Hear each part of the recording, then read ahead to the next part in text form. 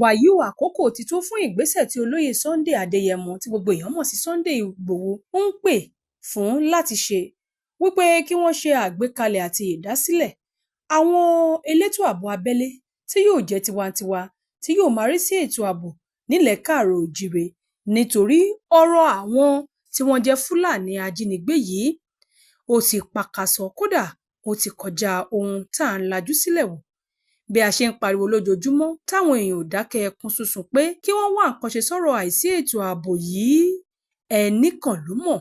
Pàápàá ọ̀rọ̀ àwọn Fúlàní tí wọ́n sọ ara wọn di Àlàní pamọ́lẹ́kún, tí wọ́n jíyàn gbé gbowó. Ó fẹ́ẹ́ jọ wípé àgúnlá àti ìwà kòkànmí làwọn tó ń darí ìṣàkóso lórílẹ̀‐èdè Nàìjíríà fi dáṣọ rúra wọn, nítorí kò fẹ́ẹ́ jọ wípé ìgbésẹ̀ kankan wà lórí wíwágbó dẹ́kun ti ìwà tí àwọn Fúlàní yìí tí wọ́n ń hù láwùjọ. Òun ló fà á tí àwọn apanilẹ́kúnjayé darandaran tí wọ́n ti sọ ara wọn di dáràndáràn ṣe túbọ̀ ń lé fùrù kọ̀kọ̀, tí ìwà ibi àti iṣẹ́ ibi wọn tún ń gbilẹ̀ sí i. Bóyá tó bá jẹ́ wípé níṣe ni ìjọba ń fi ẹ̀yìn àwọn tí ọwọ́ bá tẹ̀ lára àwọn Fúlàní ajínigbé náà ti àgbá, tí wọ́n ń dá ẹjọ́ ikú fún wọn, ó ṣeéṣe kí àwọn tó kù lẹ́yìn kí wọ́n ti wá wọ̀rọ̀kọ̀ fi ṣàdá tàbí kọrí padà sí ìlú wọn tí wọ́n ti wá, tàbí kí wọ́n sì ti jáwọ́ nínú àwọn ìwà pálapàla yìí.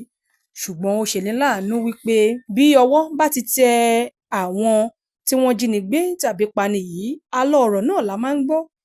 Ìbẹ̀rẹ̀ ọ̀rọ̀ là á rí, a kì í mọ ibi tó dé dúró tàbí ibi tó gúnlẹ̀ sí. Láìpẹ́ yìí ní ìkànnì yìí la gbé ìròyìn kan jáde lórí àwọn ajínigbé tí ọwọ́ iléeṣẹ́ ọlọ́pàá orílẹ̀-èdè Nàìjíríà tẹ̀, tí wọ́n ṣàfihàn wọn pé wọ́n lọ́wọ́ nínú ìkọlù ọkọ̀ ojú irin Kaduna sí Àbújá tó wáyé ní bí ọdún 2 sẹ́yìn. Títí di àkókò yìí, a gbọ́ nǹkan kan mọ́.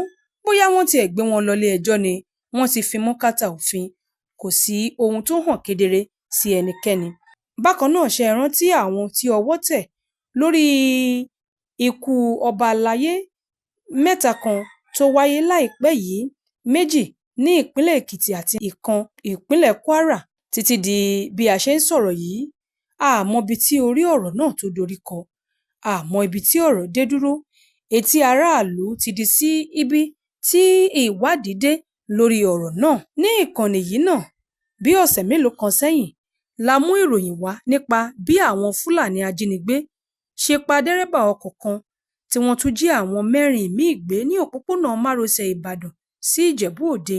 Àìsí ètò ààbò yìí ti dá ìbẹ̀rùbojo sọ́kàn àwọn ọmọ ilẹ̀ Yorùbá tí wọ́n ń gbé nílẹ̀ òkèèrè, nítorí wíwá sílé wọn ó jẹ́ ohun tí ó ń kó ọkàn wọn sókè. Wọ́n ní látàrí àìsí ètò ààbò yìí gan ni kò jẹ́ káwọn lè wá sí ilẹ̀ baba wọn láti wá tún ṣe, nítorí bí wọ́n bá wá ó ṣeéṣe kó jẹ́ pé ọwọ́ àwọn àtìláàwí ajínigbé ẹ̀dá yìí ẹṣin òkọ̀kú ni wọ́n máa kó sí. Àwọn ajínigbé mà tún ṣọṣẹ́ ní ìpínlẹ̀ Ondo.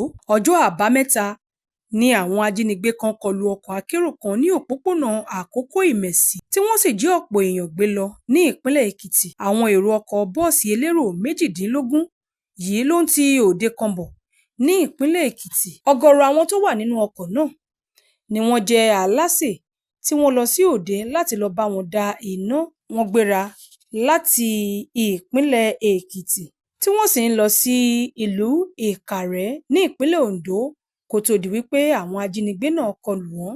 Ọ̀gá àgbà fún ikọ̀ elétò ààbò Àmọ̀tẹ́kùn ní ìpínlẹ̀ Ondo, Olóyè Adétúnjí Adélẹ́yẹ fi ìdí ìṣẹ̀lẹ̀ náà múlẹ̀, tó sì jẹ́ kó di mímọ̀ pé àwọn ikọ̀ ọmọ ológun Àmọ̀tẹ́kùn ti torí bọ inú igbó láti ṣàwárí àwọn èèyàn náà. Nígbà tó ń bá ìkànnì Yorùbá Gidi sọ̀rọ̀ lórí ọ̀rọ̀ náà, Adélẹ́yẹ ṣàlàyé pé àwọn ikọ̀ Àmọ̀tẹ́kùn ti gbìyànjú láti dóòlà àwọn èèyàn kan lọ́wọ́ àwọn ajínigbé náà. Ó ní kò kí ń ṣe gbogbo àwọn èrò ọkọ̀ náà ni wọ́n gbé lọ. Àwọn kan wọ́n já àjàbọ́ mọ́ àwọn ajínigbé náà lọ́wọ́, tí àwọn ikọ̀ ológun àti Àmọ̀tẹ́kùn sì rí àwọn tí wọ́n jàjàbọ́ yẹn náà tí wọ́n gbara wọn sílẹ̀ ní òru mọ́jú. Ó ní lọ́wọ́lọ́wọ́ bí òun ṣe ń sọ̀rọ̀ yìí, àwọn ikọ̀ ọmọ ológun míì láti iléeṣẹ́ ọmọ ológun ni wọ́n ti wà nínú igbó náà láti wá àwọn èèyàn tí wọ́n jí gbé náà láwárí. Agbẹnusọ iléeṣẹ́ ọlọ́pàá ní ìpínlẹ̀ Ondo Fúnmi Ọdúnlámì òun náà fìdí ìṣẹ̀lẹ̀ náà múlẹ̀ o, tó sì ní àwọn èèyàn ti fi ìṣẹ̀lẹ̀ náà tó iléeṣẹ́ ọlọ́pàá létí ní Ìrùn Àkókó. Èèyàn mẹ́rin ti wá sí àgọ́ láti wá pe àkíyèsí àwọn tí wọ́n ń bọ̀ láti Adó Èkìtì sí Ìkàrẹ́ náà tí àwọn agbébọn kọlù. Ó ní bó tiẹ̀ jẹ́ wípé gbogbo wọn kọ́ ni wọ́n gbé lọ, ṣùgbọ́n orí kó àwọn kọ̀ọ̀kan yọ nínú igbó tí wọ́n sì ti wà níléeṣẹ́ ọlọ́pàá, kódà wọ́n ti kó wọn lọ sí ilé ìwòsàn láti lọ gba ìtọ́jú. Ọdúnlámì wá fi dá àwọn tí ọ̀rọ̀ náà kàn lójú pé wọn yóò wá gbogbo àwọn tí wọ́n jí gbé náà láwárí tí wọn yóò sì gba ìtúsílẹ̀ láìpẹ́ láì farapa. Ọjọ́ wo gan la fẹ́ ṣe léyìí dà? Ìjínigbé lọ́tùn-ún, ìpànìyàn ló sì ní gbogbo ìgbà. Ó ti tó àkókò tí àwọn olórí wa yẹ kí wọ́n gbé ìgbésẹ̀ akọni láti wá gbòdẹ́kun ti ìwà yìí. Kò yẹ kó jẹ́ wípé nígbà tí wọ́n bá ṣẹ̀ jí àwọn èèyàn gbé tán ni a ṣẹ̀ máa sáré ságbàsúlà láti máa wá owó ìtúsílẹ̀ tàbí láti máa dojú ìbọn kọ àwọn ajínigbé náà. Ṣé ẹ gbàgbé wípé nínú èyí tó wáyé láìpẹ́ yìí ní iléeṣẹ́ ọlọ́pàá jẹ́ kó di mímọ̀ wípé àwọn ajínigbé tí wọ́n dojú ìbọn kọ yìí wọ́n wá bíi bàbèṣùá níbi tí wọ́n ti fi agbára wọn borí tàwọn ọlọ́pàá nítorí àwọn ohun ìjà tí wọ́n kó dání. Ìlú Àbújá leléyìí ti ṣẹlẹ̀ láìpẹ́ yìí, léyìí tá a fi hàn ní ìkànnì Yorùbá Gidi tẹ́yìn náà láǹfààní láti rí. Ṣó wá yẹ kó jẹ́ wípé lẹ́yìn kété lọ̀fọ̀ ṣẹ̀ ló yẹ kí ọ̀rọ̀ àwọn ajínigbé máa jẹ́? Nígbà tí wọ́n bá ti hùwà kò tọ́ wọn tán, tí wọ́n ti jí àwọn èèyàn gbé, ẹ jẹ́ ká wo àwọn ìrora àti ohun táwọn èèyàn tó wà lákọlò wọn á ti fojú wí gẹ́gẹ́ bí ìrírí léyìí tó máa dákún ìròrí wọn. Ọ̀pọ̀ nínú wọn nígbà tí wọ́n bá tú wọn sílẹ̀ lákọlò àwọn ajínigbé yìí, àlàáfíà ara wọn kì í padà sí bó ṣe wà tẹ́lẹ̀. Kò yẹ kó jẹ́ ìgbà tí wọ́n bá tó ṣẹ̀ jí àwọn èèyàn gbé ńlá ṣẹ̀ máa wá ìyànjú. Bó tilẹ̀ jẹ́ wípé alábòójútó iléeṣẹ́ ọlọ́pàá ìpínlẹ̀ ọ̀hún sọ wípé wọn yóò gbé ìgbésẹ̀ akin láti wá àwọn tí wọ́n jí gbé náà láwárí, ṣùgbọ́n ó ṣeni láàánú níbi tá a bára wa lórílẹ̀‐èdè Nàìjíríà, pàápàá nílẹ̀ Yorùbá.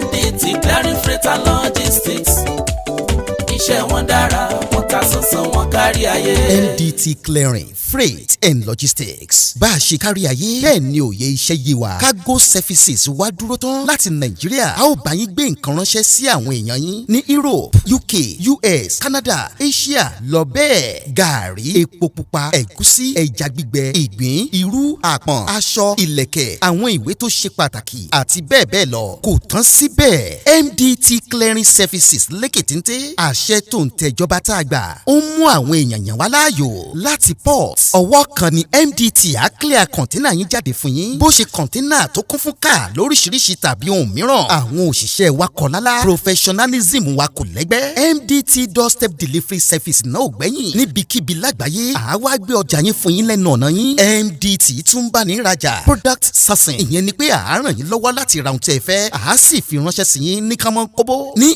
MDT Clearing Freight and Logistics, akájú ẹ̀ àtò àlétò iṣẹ́ wa yàn ó yanjú lówó péréte. Ẹ máa bọ̀ lólulẹ̀ iṣẹ́ MDT ní nọ́mbà 22 Latif Salami Street, Ajao Estate, Ìkẹjà, Lagos. A sì tún ní ẹ̀ka káàkiri orílẹ̀-èdè Nàìjíríà. Ẹ bá wa sọ̀rọ̀ 0818-231-1480 àti 0912-907-4004. Bákan náà, ilé iṣẹ́ MDT lókè òkun wà ní Toronto, Canada. Please call +1647-289-5364. Website www.mdtfreights.com. MDT Clearing, Freight and Logistics. Assure delivery.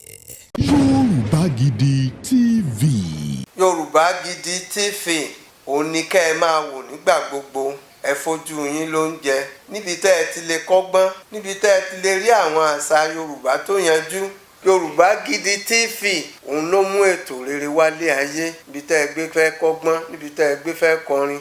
Yorùbá Gidi TV òun ló ń pè yín kẹ́ ẹ máa wò nígbà gbogbo. Yorùbá Gidi TV. Ibi tá a ti ń fún yín láwọn nǹkan tẹ́ ẹ fẹ́, àwọn nǹkan tó ṣàǹfààní tó yẹ kẹ́ ẹ máa wò nígbà gbogbo, nígbàkigbà. Ìbẹ̀lẹ̀ wà yìí máa subscribe sí, tẹ subscribe sí. Yorùbá Gidi